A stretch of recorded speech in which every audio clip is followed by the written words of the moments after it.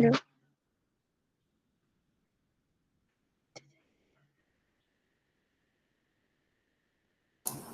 Nampak Syah, nampak. Okay, sekejap.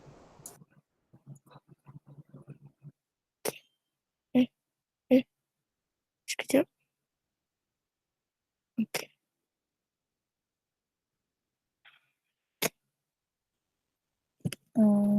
Ni biologi kertas 3.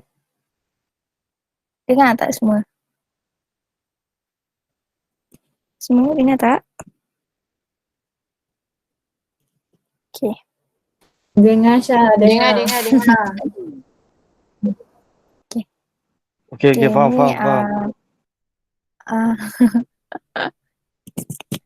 Okay, ni dia suruh ni soalan satu kan. Dia kata apabila seseorang individu berpeluh atau menjalankan aktiviti cergas, tekanan osmosis darahnya akan meningkat. Ginjal akan menjalankan proses pengawal aturan yang mengawal atur keseimbangan air menyebabkan lebih banyak air dan sedikit garam disirat semula dari tubuh ke dalam kapilari darah. Air kencing yang dihasilkan adalah sedikit dan pekat. Lepas tu?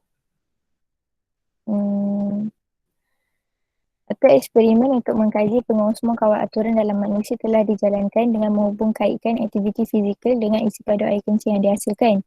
3 kumpulan murid iaitu kumpulan X, Y dan Z telah diberi air kosong yang sama isi padunya untuk diminum 200 ml.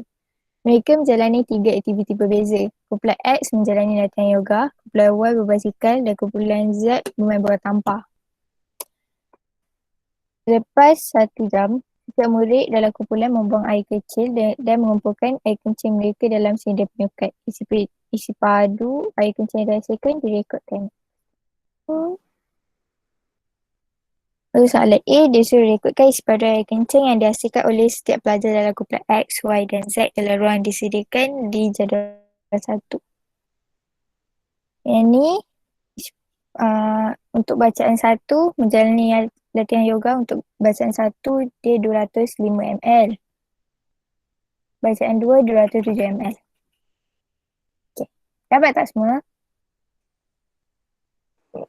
Dapat. Okay. Lepas tu untuk aktiviti berbasikal 134. Untuk bacaan 1 135 untuk bacaan 2. Betul tak? Betul lah tu. Jarang tak betul. Okay. Lepas tu untuk kumpulan Z bermain bola tampar. Bola tampar bacaan 1 dengan bacaan 2 80 ml. Betul kan? Betul. Lepas tu disenyatakan 2 pemerhatian berlainan dibuat daripada jadual 1. Pemerhatian 1. Pemerhatian 1, jumlah air kencing yang dihasilkan oleh kumpulan X yang menjalani latihan yoga selepas 1 jam adalah 205 ml pada bacaan pertama dan 207 ml pada bacaan kedua. Dapat tak semua? Dapatlah tu. Okay. Lepas tu, untuk pemerhatian kedua, jumlah air kencing yang dihasilkan oleh kumpulan Z yang bermain bola tampar selepas 1 jam adalah 80 ml pada kedua-dua bacaan. Dapat kan? Kan? Yang bacaan pertama tu apa? Dia campur dalam ahli kumpulan tu apa? Ke buat satu latihan, lepas tu bacaan kedua buat latihan lain? Satu latihan ukur 2 kali mungkin. Sebab dia ada 2 bacaan untuk satu latihan. Faham tak? Macam mana? Ulang balik. Dia ukur 2 kali kot biasanya sebab satu latihan ada 2 bacaan. Dia tak tahu. Macam tu lah. Bukan ramai orang ke? Ramai orang. Ramai orang lah. Maknanya satu kumpulan ada 2 orang kot. Orang lain-lain. Ni kot. Macam tu. Diorang ni suka kencing lah. Syairah, yang Y tu kan, kumpulan Y tu bacaan 2 tu 135 ke 136? 135. 5 Oh, 36 lah. 36. 6 36. Okay, silap. Ya, silap sikit. Aduh. Okay. Aku berkembaris masalah. Okay, dah. Dah ke? So, faham? Next. Boleh betulkan observation yang pertama? Observation yang kedua. Jumlah air kencing yang dihasilkan oleh kumpulan 7 yang bermain bola tampar selepas 1 jam adalah 80 ml bacaan pertama dan 80 ml pada bacaan kedua. Jangan buat conclusion ya, sebab kalau conclusion dia dah masuk dalam bukan observation lagi. Faham? Walaupun kedua-duanya sama, tapi kita kena nyatakan one by one. Boleh faham? Sama. Pada bacaan pertama dan 80 ml bacaan kedua. Okey. Boleh? Ada masalah? Boleh. Okay, lepas tu nyatakan inference daripada pemerhatian di 1B. Inference untuk pemerhatian 1 tadi, jumlah air kencing yang dihasilkan adalah banyak apabila kurang etis kerana tekanan osmosis darah rendah. Okay, faham? Semua boleh ke? Boleh. Inference dari pemerhatian 2. Jumlah air kencing yang dihasilkan adalah sedikit apabila lebih aktif kerana tekanan osmosis darah tinggi. Betul tak semua? Betul kan? Betul. Disuruh lengkapkan jadual 2 berdasarkan eksperimen ini. Pemboleh ubah pemboleh ubah dia dengan cara mengendali pemboleh ubah. Pemboleh ubah dimanipulasikan aktiviti fizikal. Cara mengendalikan pemboleh ubah dia melakukan aktiviti fizikal yang berbeza. Okay. Baik. Lepas tu pemboleh ubah bergerak balas. Jumlah isi padu air kencing yang dihasilkan selepas 1 jam.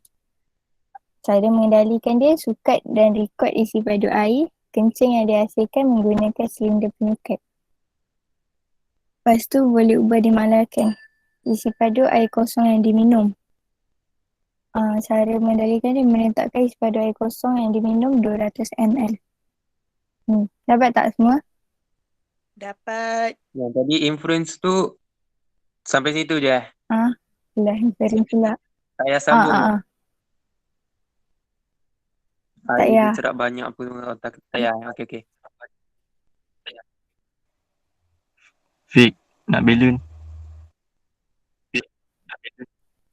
Belum. Lepas tu di Apa hal dia cakap pasal game? soalan di dia nyatakan hipotesis bagi eksperimen ini. Hipotesis dia kita pilih satu lah. Aktiviti fizikal bermain bola tampar menghasilkan isi padu air kencing yang paling sedikit. Dapat tak semua? Faham tak? Faham. Faham. Baik.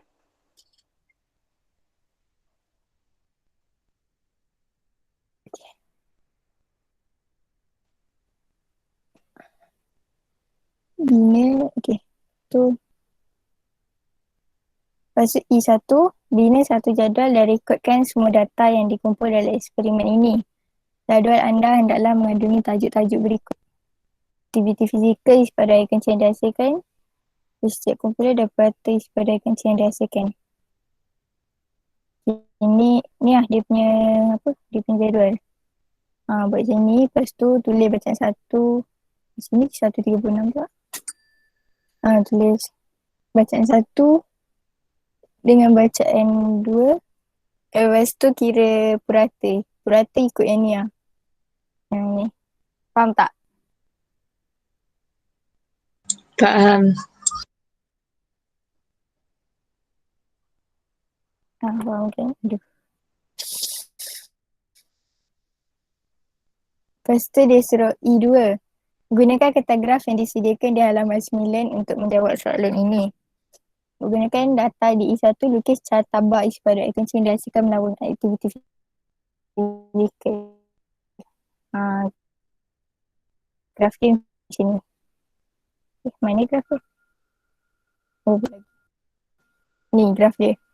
Nampak? Ini lah. Tapi buat elok sikit lah. Tapi nampak? Nampak. Aduh, saya diam. Nampak tak? Kan? Faham tak graf dia? Ini lah graf dia. Betul kan? Okey, betul-betul. Betul tu. Okay.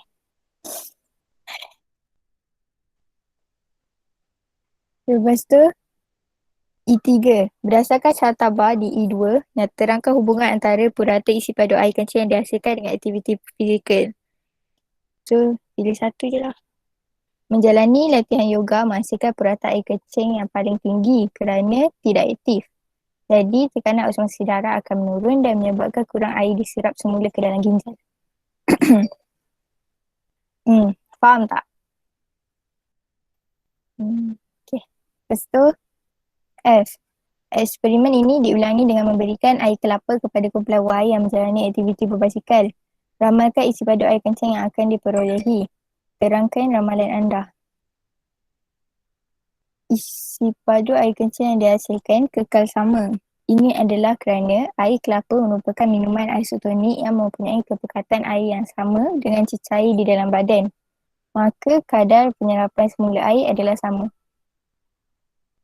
Faham tak? Betul tak? Betul. Okey, boleh.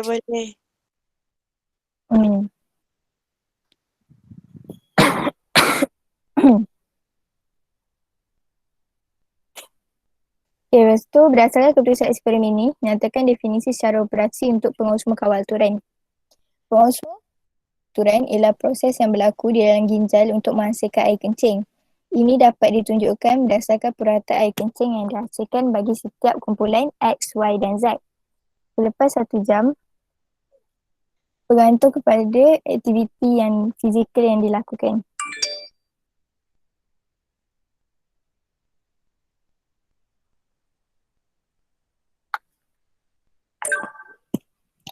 Okey.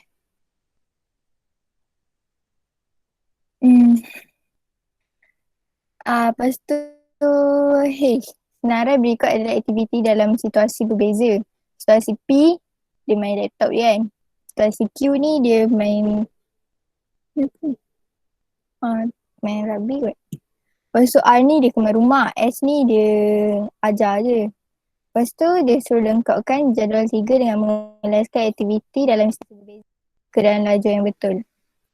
Air kencing yang pekat dan sedikit, mestilah aktiviti Q dengan R sebab dia aktif. Lepas tu air kencing yang cair dan banyak,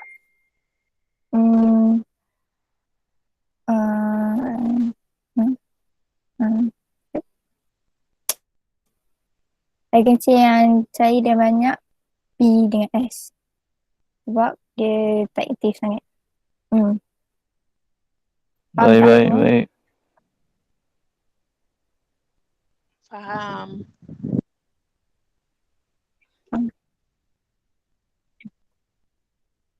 Okay, lepas tu nombor 2. Hadir secara semula jadi dalam buah-buahan dan boleh didapati dalam suplemen makanan. Manusia tidak seperti kebanyakan haiwan lain tidak boleh mensintesis vitamin C. Oleh itu, vitamin C adalah komponen penting dalam pemakanan. Vitamin C adalah kofaktor dalam sekurang-kurangnya 8 tindak balik enzim, termasuk beberapa tindak balik sintesis kolagen yang mana apabila gagal berfungsi menyebabkan gejala scurvy yang sangat teruk. Lepas tu, jadual menunjukkan buah-buahan PQR yang digunakan untuk mendapatkan jus buah. Buah pagi menguji kandungan vitamin C. Ni buah J. Buah J ni apa? Lemon, tembikai dengan anggur. Lemon. Lepas tu Go. dia suruh rancang satu Lepas tu dia suruh rancang satu eksperimen dalam makmal untuk mengkaji kandungan vitamin C dalam pelbagai jus-jus buah. Penelitian hendaklah mengandungi yang berikut. Semua ni lah kena ada, kan? Lepas tu, kita buat penyataan masalah dia. Adakah jus buah J mempunyai lebih banyak kandungan vitamin C berbanding jus buah K dan L? Okay. Lepas tu, hipotesis dia, jus buah J mempunyai kandungan vitamin C berbanding jus buah J mempunyai kandungan vitamin C berbanding jus buah K dan L. Tak faham. Apa yang tak faham? Berbanding apa ni? Juta. Aku Jus tu pun. Lebih tinggi. Aish, kau. Aish. Jus buah J mempunyai kandungan vitamin C yang lebih tinggi. Aduh, tak nampak pula. Maafkan saya semua. Maka dia lebih tinggi. Betul. Lepas tu pemboleh ubah. Pemboleh ubah dimanipulasikan jus buah. Jenis jus buah rasa. Jenis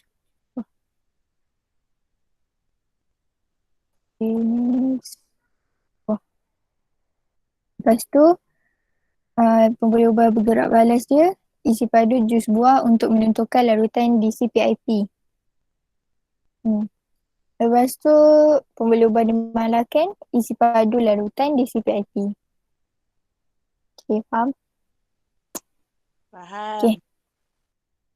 Senarai radas dan bahan dia, jus buah JKL. Lemon. Lemon.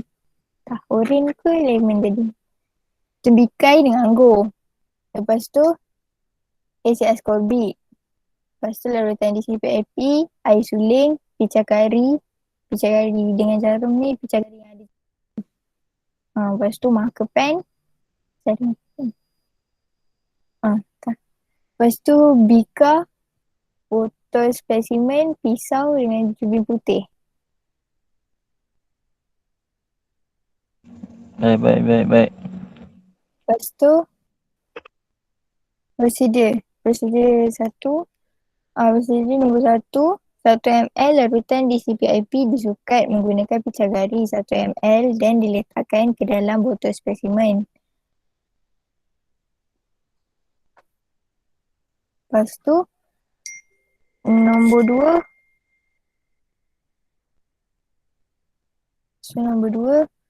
5 ml larutan 0.1 asid ascorbic diukur menggunakan picagari 5 ml. Lepas tu nombor 3, hujung jarum picagari diletakkan ke dalam larutan DCPIP. Lepas tu nombor 4, ascorbic dititiskan setitik demi setitik ke dalam larutan DCPIP sehinggalah warna larutan DCPIP meluntur. Jarum picagari digunakan untuk mengacau larutan DCPIP sehingga warna luntur. Lepas tu nombor 5, perhatikan isi padu asid ascorbic yang melunturkan warna DCPIP dan rekodkannya. Nombor 6, eksperimen ini diulangi sekali lagi untuk mencari nilai purata.